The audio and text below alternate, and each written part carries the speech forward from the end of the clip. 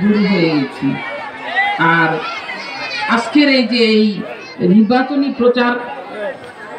প্রচারণা অনুষ্ঠানের সভাপতি এবং এখানে উপস্থিত আপনাদের এই মাটি ও মানুষের নেতা, আপনাদের সন্তান, যাকে আপনাদের পবিত্র আমানত ভোট দিয়ে জয়যুক্ত করেছেন, কাজ করার সুযোগ করে দিয়েছেন, সে হচ্ছে আমাদের আলমগীর চৌধুরীর সুযোগ্য বাবা। এই স্কুলের একজন সুনামধন্য টিচার, ওনার সন্তান হলো আলমগীর চৌধুরী। একজন শিক্ষকের সন্তান অবশ্যই শিক্ষকের মতোই হয়, কারণ বাবাকে সকালবেলা উঠে দেখে, রাতে দেখে, দুপুরে দেখে, বাবার চলাফেরা, বাবার আত্মসম্মান, বাবার ভালোবাসা, বাবার যে সততা, সন্তানরা এখান থেকে শেখার চেষ্টা করে।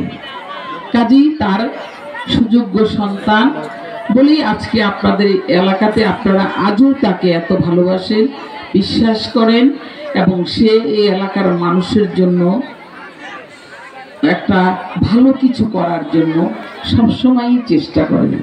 প্রথম যখন সে মনোনয়নের কথা বলল, আমাকেও বলল, আমারভাবে আমি চেষ্টা করেছি যে এই ছেলেটাকে যদি আমরা তাকে প্রতিষ্ঠিত করতে পারি তাহলে ওই এলাকার মানুষ তার কাছ থেকে কিছু পাবে।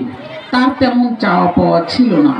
আমি এসে তাকে দেখলাম, আমার সঙ্গে দীর্ঘদিন সে ছিল, আমাকে সহযোগিতা করেছে। যেহেতু এদেশে আমার কেউ আত্মীয় স্বজন নাই, আপনারাই আমার আত্মার আত্মীয়, পরম আত্মীয়। এরাই এই আলমগীর, আজিম, সাইদি, তারপরে অনেকের নাম না ভুলে গেছি, বাবুল, রাজাখালীর, তারপরে আরো টৈটংয়ের আরিফ, তারপরে সায়েম, তারপরে যে আরো ইসের কি বলে ওহিদ, শহীদ, অনেকেই আমাকে অনেকভাবে সহযোগিতা করেছে। শাহাবুদ্দিনও, আমাদের শাহাবুদ্দিন ছাত্রলীগ করতো, সবার কাছ থেকে আমি সহযোগিতা পেয়েছি। কিন্তু তার মধ্যে ৬-৭ জন সবসময় আমাকে সাহায্য করতেন কাজের। আমাকে ওনারা পরিকল্পনা করে, প্ল্যান প্রোগ্রাম করে যে খালাম্মা আপনি এভাবে করবেন, আপা আপনি এভাবে করবেন। আমি সত্যি তাদের কথা মতোই কাজ করেছি। জাফরও এর মধ্যে ছিল। জাফরকে আমি চিনতাম না, জাফরকে আমার ভাই, ওনাকে আমি অত্যন্ত সম্মান করি। তিনি হচ্ছেন আমার সিআইপি সালাউদ্দিন ভাই, উনি পরিচয় করে দিয়েছিলেন। সেই পরিচয়ে আমি পরিচিত হই। জাফরকে উনি বলেছিলেন, জাফর আই ডাকি আপা, তুমিও আপা ডাকো। তো ও বলছে যে অমাও কি দেখুম, হালাম্মা দেখবা। সে হালাম্মা ডাকে নাই, সে মা বলেই ডাকতো আমাকে। এটা আমার দুর্ভাগ্য, আমার সৌভাগ্য নয়। আমি সত্যি লজ্জিত। আমার জীবনে আমি এত বড় একটা অন্যায় কাজ, আপনারা সবাই তার দ্বারা নির্যাতিত হয়েছে, বঞ্চিত হয়েছে। আপনাদের যে পাওয়ার কথা ছিল তা আপনারা কেউ সেভাবে পাননি। কারণ তার নিজের সবচেয়ে বেশি দরকার। নিজের পূরণ হলে তো অন্যকে সে পূরণ করার চেষ্টা করবে। সে উপজেলার চেয়ারম্যান ছিল এবং পৌরসভার মেয়র ছিল, তার থেকে সে এমপি হয়েছিল। আমি নেত্রীকে বলেই তার এমপির পদটা জন্য আমি বলেছি, আপা ওকে যদি দেন সালাউদ্দিন এপিএস এর সঙ্গে ও একটা ফাইট দিতে পারবে, মোকাবেলা করতে পারবে, তার শক্তি আছে, সাহস আছে। সেজন্যই আসলে কাজটা আমি ঠিক করিনি। আমার উচিত ছিল আমাদের সালাউদ্দিন ভাইকে সমর্থন করা। ওনাকে উনি পাশ করবে, সারা জীবন রাজনীতি করেছে, বয়স হয়ে গেছে। এই ষড়যন্ত্র সব জাফর করছে। উনি একজনের একজন লোক সে সরকারিভাবে লোন নিয়েছিল, সেই লোনের উনি গ্রান্টার হয়েছিল। উনি আর ওটা মনেই রাখে নাই, ওই লোক ব্যবসা করে কিস্তি শোধ করে দিচ্ছে, ওনার তো ওটার দরকার নাই, সেই কারণে উনি আর খোঁজ রাখেননি। সেই মামলা ও ঠিকই পুষে রাখছে সালাউদ্দিন ভাইকে কিভাবে ঠেকানো যায়। সেই ঠেকানো কোর্ট কাচারি এমন কোন জজ কোথাও বাকি নেই। আইএমপি আমি মিথ্যা তো কই না, মানে যেসব কথা বলে বলে সে সব জায়গায় সবার কাছে নিজেকে অনেকভাবে তুলে ধরেছে। দুর্ভাগ্য আমাদের সালাউদ্দিন ভাই আসতে পারেননি, হতে পারেনি। সরকারের আইনের বাইরে তো আমরা যেতে পারবো না, যেহেতু আমাদের দল ক্ষমতায়। সালাউদ্দিন ভাইয়ের ব্যাপারটা, নেত্রী সালাউদ্দিন ভাইয়ের প্রতি অনেক দুর্বল ছিলেন। আজই আমার সঙ্গে আলমগীরও এক সপ্তাহ, আলমগীর, আমি এবং আমরা সবাই মিলে সালাউদ্দিন ভাইয়ের জন্য চেষ্টা করেছি। এমন কোনো জায়গা নাই যেখানে গেলে হবে না, হবে, সেই সব জায়গায় আমরা গিয়েছি, কিন্তু আমরা মূল জায়গায় গিয়ে আমরা সফল হতে পারিনি। এটা আমাদের জন্য একটা দুঃখ। আর আমার নিজের কাছে নিজে খুবই ছোট মনে হয় যে আমি তখন যদি ওনার ব্যাপারটা আমি জোর করে কথা বলতাম, তখন ওরা সবাই আমাকে জাফরের কথাই বলতো, জাফরকে এমপি বানালে অনেক কিছু হবে। আমার সাথে 7-8 জন, আমি না আমার বলতে পারছি না, বলবো না, তাদের কথা মতোই আমি জাফরকে নেত্রীর সামনে হাত তুলে দেখালাম, আপা ওকে দেন, আপা যে কথাটা বলছেন বা যা করছেন আমি সেটা বলবো না, আমারও সন্তান আছে। আমি বলে কি পাস করবে?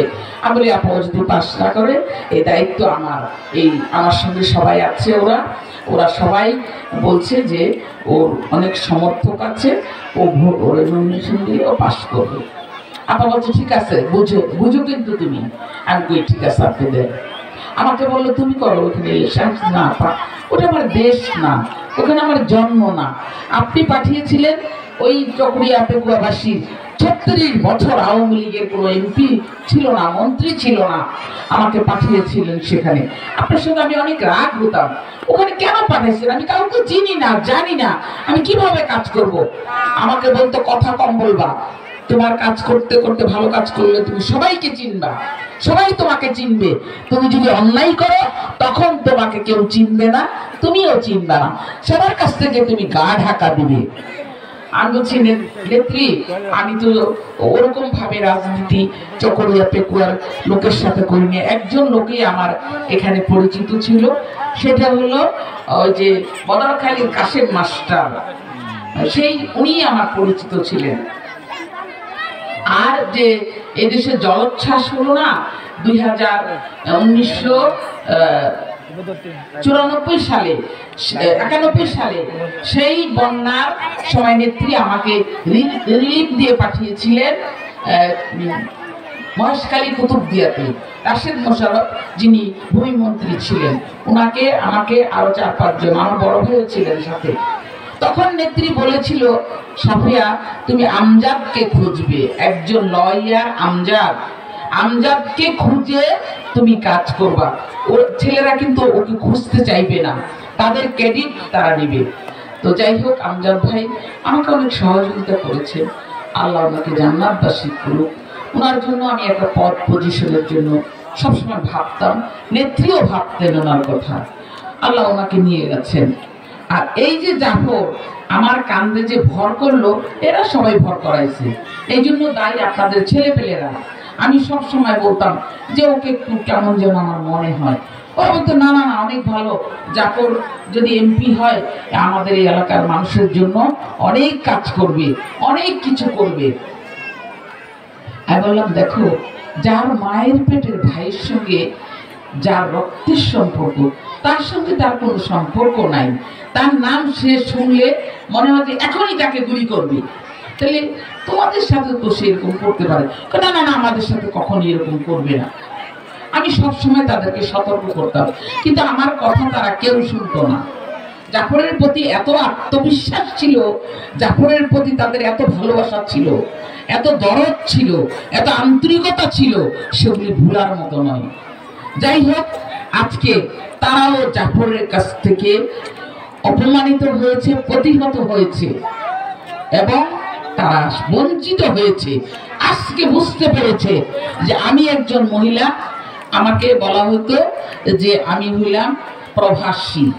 সেই কথাটা আমি কাজ করে মাসে 25 দিন 20 দিন এখানে থেকে সেটাকে সবার যারা বলতেন তাদের মুখ থেকে এই কথাটা একবারেই মুছে গিয়েছিল। আমি যে কাজগুলি করেছি, এখন আমার নেত্রী জননেত্রী শেখ হাসিনা যাকে আপনাদের কাছে পাঠিয়েছেন, ওনাকেও ঠিক এই কথাগুলি বলছে, কিন্তু ওনার দেশ জন্মস্থান চিটাগংয়ে, হাটহাজারীতে। আপনারা পেয়েছেন, আপনারা অত্যন্ত ভাগ্যবান যে এমন একজন লোককে জননেত্রী আপনাদের কাছে পাঠিয়েছেন। তিনি হচ্ছেন আমাদের সৈয়দ, আমাদের ডক্টর মোহাম্মদ ইব্রাহিম ভাই, মেজর জেনারেল এবং বীর মুক্তিযোদ্ধা এবং বীর বিক্রম। আপনারা যাকে পেয়েছেন আপনারা গর্বিত। আপনারা সবাইকে বলতে পারবেন আমাদের এমন পরিচয় ছিল না, ওনার বিশাল একটা পরিচয়। উনি যদি সেই পরিচয়টা যদি ধরে রাখেন, আপনাদের প্রতি যদি তার দায়িত্ব কর্তব্য বিলিয়ে দেন, আপনাদের সকলকে যদি তার আত্মার আত্মীয় মনে করেন, তাহলে সে আপনাদের কাছে অনেক বড় হবে। জননেত্রী সেটা বুঝেই উনি পাঠিয়েছেন। সারা বাংলাদেশ যেভাবে সেজেছে, চকরিয়া পেকুয়া কিন্তু সেভাবে সাজতে পারেনি। অফিস আদালত, স্কুল কলেজ মাদ্রাসা মসজিদ মন্দির ক্যাম্প, সেগুলো গির্জা, সেগুলো কিন্তু এইভাবে আমাদের চকরিয়া পেকুয়া হয়নি। আমি অনেকগুলি মন্দির করেছি। আমাকে বলতো আপনি কি হিন্দু, আপনার কি প্রজন্ম হিন্দু ছিল? আমি বলছি না, ধর্ম যার যার, উৎসব সকল, তার ধর্ম তার কাছে, আমার ধর্ম আমার কাছে। ধর্ম নিয়ে তো কথা বলা যাবে না, এটা কোরআনেও লেখা আছে। আপনারা অনেক নামাজ কালাম করেন, আপনারা হলেন সবাই খুব নামাজি, আল্লাহ ভক্ত, এই জন্যই কথাটা আমাকে বলছেন। আল্লাহ তো তাদের সৃষ্টি করছেন, কাজী আল্লাহ যখন সৃষ্টি করেছেন, তাহলে আল্লাহ তাদের হিসাব কিতাব, তাদের যা আছে সবকিছু আল্লাহ তাদের কাছ থেকে বুঝে নেবেন। আমার তো তাদেরকে নিয়ে মন্তব্য করা ঠিক হবে না। তো এই জাফরের কারণে আজকে পেকুয়া চকরিয়া আরো 5 বছর পিছিয়ে গেল। মাঝখানে আমার পরে ছিল মাওলানা ইলিয়াস, সেটা জাফরের ফুফাতো ভাই ইলিয়াস। কাজী তারা কিন্তু লাউ মানি কদু, কদু মানি লাউ, একই কথা। সে জাতীয় পার্টি আর সে হলো আওয়ামী লীগ থেকে হয়েছিল। কাজী তাদের ঘরেই নেতৃত্ব ছিল, তারা কিন্তু নেতৃত্বটা ছড়িয়ে ছিটিয়ে দেয়নি, সবার হাতে তুলে দেয়নি। আমি যেমন বিভিন্ন এলাকায়, ইউনিয়নে, থানায় সবাইকে আমি দায়িত্ব দিয়েছি, আপনি এই কাজগুলি করবেন, আপনি এই কাজগুলি করবেন, আপনি এই কাজগুলি করবেন। কারণ আমি তো সব কাজ আমি একা করতে পারবো না, আমার সবাই সহযোগিতা লাগবে। এখানে আমার তো সম্পদের দরকার নেই, এখানে তো আমার ঘর বাড়ির দরকার নেই। আমার কোনো ঘর ছিল না, আমাকে সবাই খাওয়াতো, আমি কোনোদিন রান্না করেও খাই নেই। এই যে এখানে আমাদের আলমগীরের বাবা, আলমগীরের বাড়ির থেকে অনেক সময় রান্না করে আমাকে নিয়ে খাওয়াতো। ওই যে আমাদের গিয়াসউদ্দিন ভাই, আজিম, বাবুল, আরো অনেকের বাড়ি থেকে নাম ভুলে গেছি, অনেকে, আমজাদ ভাই, অনেকেই আমাকে খাবার ওনারা তৈরি করে নিয়ে খাওয়াতো। যে সিদ্ধার বাড়ির শাহাবুদ্দিন সিদ্ধার, ওনারা সকলেই। যাই হোক, আমার কিন্তু কোনো ঘর বাড়ি ছিল না। আর এখানে যে আমাকে ঘর বাড়ি করতে হবে এই ইচ্ছাও আমার মনে কোনোদিন আসেনি। কারণ আমার ঘর বাড়ি আল্লাহ যতটুকু দিয়েছে সেটা ঢাকাতে আছে। জন্ম হোক মানুষের যথাযথ, কর্ম হোক ভালো। আমি যদি ভালো কাজ করি, এই লোকরা আমাকে স্মরণ রাখবে, এই লোকরা আমার জন্য দোয়া করবে, জননেত্রী শেখ হাসিনার জন্য দোয়া করবে, আমাদের সেই জাতির জনক বঙ্গবন্ধু শেখ মুজিবুর রহমান, আমাদের সে নেতা বেঁচে নাই যিনি স্বাধীনতার ডাক দিয়েছিলেন। এদেশের মানুষ যার ডাকে স্বাধীনতা যুদ্ধ করে 9 মাসে এই দেশকে বিজয়ী করেছেন। সেই স্বাধীনতাটাকে একজন সৈনিক আপনাদের এখানে নির্বাচন করার জন্য এসেছেন। তিনি হচ্ছেন আমাদের সৈয়দ ইব্রাহিম ভাই, মেজর জেনারেল ইব্রাহিম ভাই। কাজেই আমরা ইব্রাহিম ভাইকে যদি স্বাধীনতাকে আমরা সম্মান করি, তাহলে দেশকে সম্মান করি, পতাকাকে সম্মান করি, তাহলে অবশ্যই আমরা ইব্রাহিম ভাইকে আমরা সম্মানিত করব। কারণ উনি চাওয়া পাওয়ার কিছুই নেই।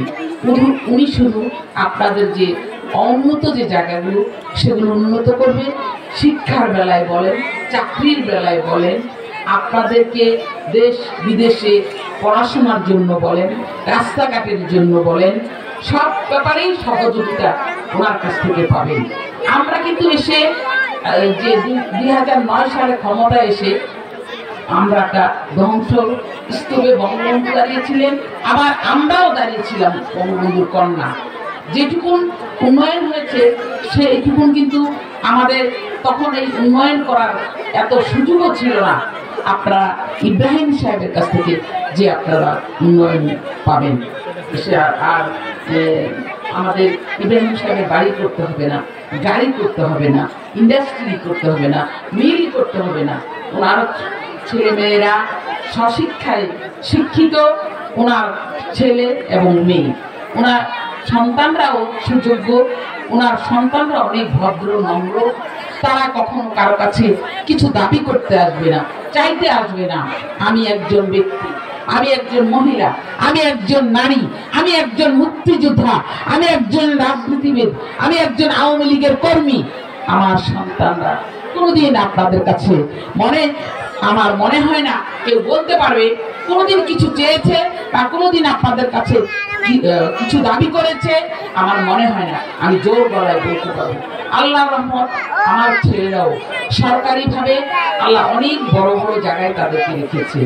আমি সত্যি আল্লাহর কাছে আজীবন শুকরিয়া আদায় করি, 1000 কোটি বার আমি আদায় করি যে আল্লাহ আমার সন্তানদেরকে মানুষ করেছে, সুশিক্ষিত, উচ্চ শিক্ষায় শিক্ষিত করেছে। কাজেই আমাদের চাওয়া পাওয়ার আর কিছু নেই। আমাদের সন্তানরা মানুষ হয়েছে, এটাই অনেক বড় কিছু। আমাদের সম্পদের এত দরকার নাই। আজকে আছি, কালকে থাকবো না।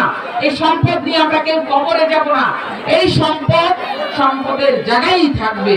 কিছুদিনের জন্য হয়তো আমরা কিছু ব্যবহার করব। প্রয়োজনে সবারই অর্থবিত্তের দরকার আছে। তাই বলে মানুষকে খুন করে, হত্যা করে, দখল করে আমাদের এই সম্পদের দরকার নেই। আমি অনেকক্ষণ বলে ফেলেছি আবেগে। অনেকদিন পর আপনাদের সামনে হাজির হয়েছি। আমার আরেকটা প্রোগ্রাম আছে, ওই আমরা আজকে 2 তারিখ, তাই না? আর 5 দিন পরে আমাদের ভোট। এই ভোটে আপনারা বিপুল ভোটে বিজয়ী করবেন। আমার আপনাদের কাছে দাবি, আমি কখনো কিছু চাইতে আসিনি। এইবারই চেয়ে গেলাম, একবার আলমগীরের ভোট চেয়েছি, এইবার আমি আমাদের ইব্রাহিম সাহেবের জন্য ভোট চেয়ে গেলাম। ওনাকে আপনারা হাতঘড়ি মার্কায় ভোট দিয়ে জয়যুক্ত করবেন, আপনাদের সেবা করার সুযোগ করে দিবেন, একজন ভালো মানুষকে কাজ করার সুযোগ দিবেন। স্কুল কলেজ, আপনাদের সন্তানদের সুশিক্ষা যদি আপনারা চিন্তা করেন, তাহলে অবশ্যই মা বোনেরা কিন্তু মানুষ চিনে, মেয়েরা কিন্তু মানুষ চিনে। মহানবী সাল্লাল্লাহু আলাইহি সাল্লামকে কিন্তু কোনো পুরুষ চিনে নাই, নারী চিনেছেন। বিবি খাদিজাই রাসূলকে চিনেছিলেন।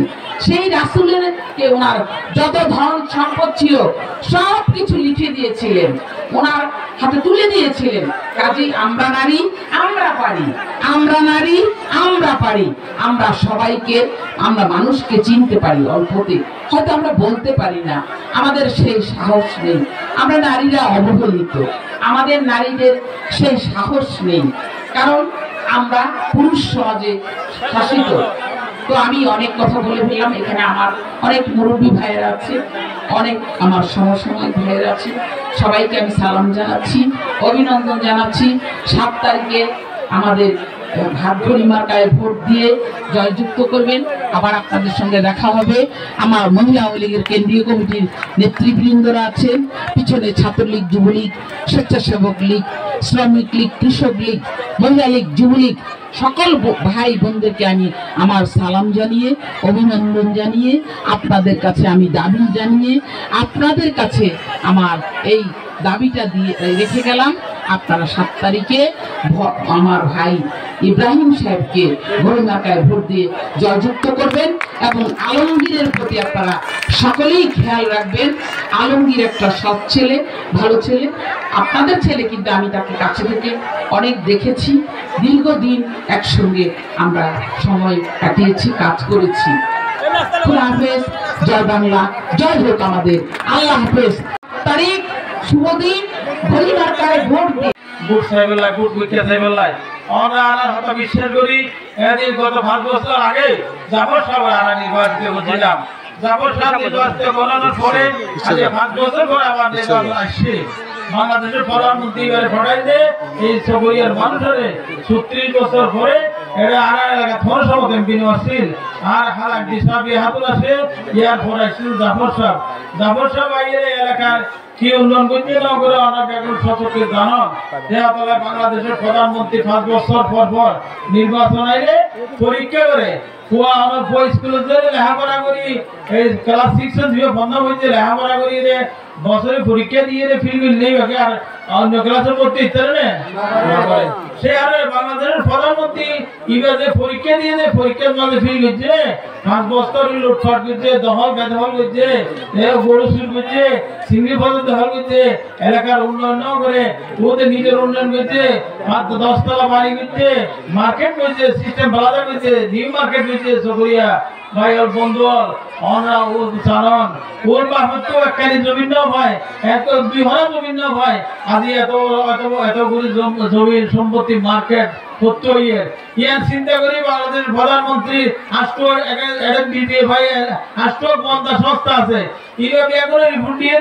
এই জাফর সাহেব কি করে, মেয়র সাহেব কি করে, এই কাউন্সিলর কি করে, উপজেলা চেয়ারম্যান কি করে, হামলে এই রিপোর্ট দেন। এই রিপোর্ট মানে জাফর সাহেব ফিলগঞ্জে রিপোর্ট মানে জাফর সাহেব রিপোর্ট লাগি হালগি হই এর মানুষের যে অন্যায় অত্যাচার করছে ইয়ার নেত্রী শেখ হাসিনার কাছে গিয়ে শেখ হাসিনা চিন্তা করি এবার নৌকমা খানো দে সেই হারণে দিয়া আর জাফর সাহেবের পক্ষে আর আজ বুঝতে নয় বাংলাদেশের প্রধানমন্ত্রী জনমূর্তি মনে হচ্ছে রে এই এলাকার নৌকমা খানোই সারাদিন সিএবি সাহেবের ফটায় সারাদিন সিএবি সাহেবের ব্যাংকের সমস্যার কারণে সারাদিন সিএবির নৌকমা হয় কিংবা বুট করিন না হলেন এহত আল্লাহ সেই জননেত্রী শেখ হাসিনা মনে করছে রে এই অবহেলিত নির্যাতিত মানুষ এই এলাকার মানুষ দিয়ে অত্যাচার নির্যাতন করে তারপরে বাইরের মানুষ সামনে হাতুড়ো দিয়ে সামনে হাতুড়ো 1 করোড় তুমি কিনে নে ওর 1 করোড় তুমি কিনে নে ও মায়ের নামে 1 করোড় তুমি কিনে নে নো কিনে আজিয়া এহত লাই জাবর সব আজিয়া জাতু জায়গাতে গরিব মানুষের জায়গাতে ভাই ভাই গন্ডগোল লাগাই দিয়ে 2 বকর লাগাই দিয়ে বিচার করি ওই জায়গা রেস্টি হই রে আজিয়া এতটি হড় ভাই আল্লাহ দিলে প্রত্যেক হইলে হলো ও তো ইন্ডাস্ট্রি আছে না ও তো একালি জমি আছে বাবু তো ভাই একালি জমি ও তো কি মার্কেট আছে না এখন এর মার্কেট পার এখন এর মার্কেট লাগা 5 বছর এহত লাই ভাই বন্ধু ইয়ার এই যে পরীক্ষার জায়গা দুনিয়ার পরীক্ষার জায়গা আর বেগুন তো লাগবে আল্লাহ ডাক দিলে হলাই একটু নাই হোক এই গরম দিতে দেবেন হন গ্যারান্টি নাই এ হতালাই আমরা বিবেক বিশ্লেষণ করে চলিবন এ হতালাই জাফর সাহেব রাজিয়া পরিবার এই নিয়ে জাফর সাহেব আওয়ামী লীগের সভাপতি আছেন জননেত্রী শেখ হাসিনার গালিগালাজ করি শেখ হাসিনার বিরুদ্ধে হতায় ও সভাপতি গিয়ে গই এখন ও আওয়ামী লীগের কি হলো ওকে সিভিল মানুষ আজ আমরা হাতে আওয়ামী লীগ বলে হই ওইতে বলে হই আগর আর আগর এমপি বলে হই আইয়ে এখন ধর্ণাদের ওর মা ওর মাই বন্ধলে হানা হাড়ি করে সামনে হাড়ি করে কে আওয়াজ আছে সুখিয়ানি গেলে হাঁটা দে আজ এত তোর বাবা তো যে সম্পত্তি ভাই যে মার্কেট ভাই সুখ বুয়া দু ভাই বুয়া খাইবার হন মারুন নাই আজ আমারও কি হাইলা চিন্তা করো আমারও জুলুম করবে চিন্তা করো এ হত আল্লাহ অনারে বিচার বিশ্লেষণের সময় সে 5 বছর পরে সময় এই 5 বছর ধরে আমরা মাহবুবুল হালাল 500 টাকা দিয়ে 1000 টাকা দিয়ে অনার বিবেক বেশি বলন অনার বুট বেশি বলন আর 5 বছর কষ্ট মা করিব এ হত আল্লাহ ভাই ওনারা মা বোনের হাতে আর মা প্রতিবার হজ হওয়াজে হরিয়া গুন্ডে ভাই বন্ধু তল দেবেন এগুলো তল দেঙ্গল মুট দিয়ে তোরা শেখ হাসিনা এবার দিবেন ফাটাইয়ে ইবারে দিব আর বউ ওনারা হাতে বারবার দন্নাদের আর হতা হতা ওনারা মেসা করে ইজ্জত আল্লাহ গরিমার হার ওনার হাতে ওনার করে বলে আর বউ যাই যাই আর বলে যাই যাই আর আত্মীয় বেগুন যাই যাই ওনার হাতে দন্নাদের ওনা মা বোনল ওনার আর আরেককে চাই এলাকার ওই ঐতিহ্য হরিয়া গুনা হার গুনা মানুষের টিয়া হাইরে বেচানো যায় হরিয়া গুনা হার গুনা মা বোনল টিয়া হাইরে বেচানো যায় ওনারা টিয়া লেগে রাখবেন এবার হয়তো লুটপাটের টিয়া হাইবে লাগলে কোনো অসুবিধা নাই আর এলাকার মা বোনেরা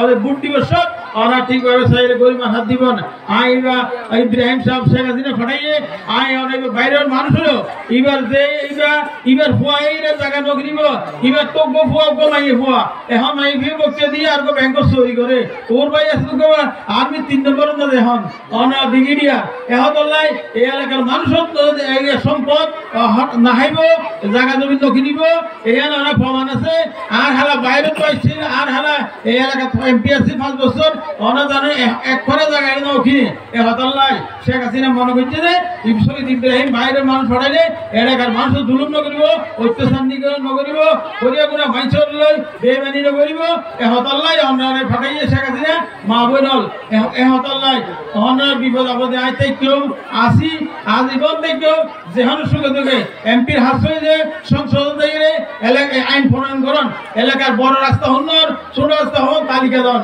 ইয়ানা এটা এমপির হন জায়গা জমিলে বিচার করি গরিব মানুষ জীবে আছে গরু সুগর বাড়লন সিঙ্গি যখন দখল করুন ইয়ার হন এলাকার মানুষের হতা নয় আই মানুষের বদনাম নকরি ভাই আমরা হন যে সমস্ত আই অবস্থা হতানো হই ওনার যে জানি পক্ষে অবস্থা হয়ে গেল হাফাও হতানো হই সেই হারণে ওনার মা বোনের হাতে অনুরোধ দিয়েছেন যে আরেকবার 7 তারিখ আমরা আর হতা হই শেখ হাসিনা হতা হই ওনার ফুয়ারে আমরা এই এলাকার তো বিপুল বেড়ে নির্বাচিত করুন 14 ফুট ছাড়া সমস্ত ফুট আমরা ইবিএম ওনার ফুয়ারে দিলাম আগামী 7 তারিখ আরেকবার এই এলাকার মানুষ টিয়ারি পেছানো যায় বেগানি নগরে সিটিং নগরে এই হাল্লায় অনার ব্যাগগুলো হাসে আমি অনুরোধ করেছিলাম যে ফরিয়াদ দিতে 7 তারিখ ওরা ধর্ম নির্বিশেষে এই গরিমার ঘাট ভোটে নির্বাচিত করিলে ওনার সমস্ত দায়ী দায়িত্ব আর সমস্ত এলাকার মানুষের দায়ী দায়িত্ব কোনো জমা ডিম্পি অনেকের মামলা মোকদ্দমা লাগে দিয়ে দেওয়া যায় হলদিন এহতাল্লাহ আর হাতে নিরাপত্তা এবং আর দন্তে শেখ হাসিনার আদেশ ওনা যদি গরিমার ঘাট ভোটে নির্বাচিত করেন এই এলাকার উন্নয়ন হবে ইয়া হইলে শেখ হাসিনার বড় বড় মেগাবন সকরিয়া কক্সবাজার রেলওয়ের আর বড় রেল যাবে রেল গিয়ে ওনার সাক্ষী শেখ হাসিনার আরেকবারে এই সুযোগ দেন ওরা গরিবার ঘাট ভোট দেন এলাকার উন্নয়ন হবে এই রাস্তায় টেন্ডার ওই সদর আলোচনা টাকা দেবে যে অসমস্ত হাম আছে আর 1 বছরের মতো আল্লাহ মেহরবানিতে 120 কোটি টাকা 230 কোটি টাকার প্রস্তাবনা ফাঁস হয়ে জনতা শেখ হাসিনা আরে দিয়ে ওনার ফুয়ার ইজ্জত রক্ষা করিয়ে 7 তারিখ দলমন নির্বিশেষে গরিমার ঘাট ভোট নির্বাচিত করবেন এ হতা হয়ে বেগুন তো দোয়া চাই সেদিন আসসালামু আলাইকুম ওয়া রাহমাতুল্লাহি ওয়া বারাকাতুহু। সম্মানিত উপস্থিতি এখন আপনাদের সামনে গুরুত্বপূর্ণ বক্তব্য রাখবেন প্রধান অতিথির বক্তব্য রাখবেন চকরিয়া আসনের সাবেক সাংসদ বাংলাদেশ মহিলা আওয়ামী লীগের সাবেক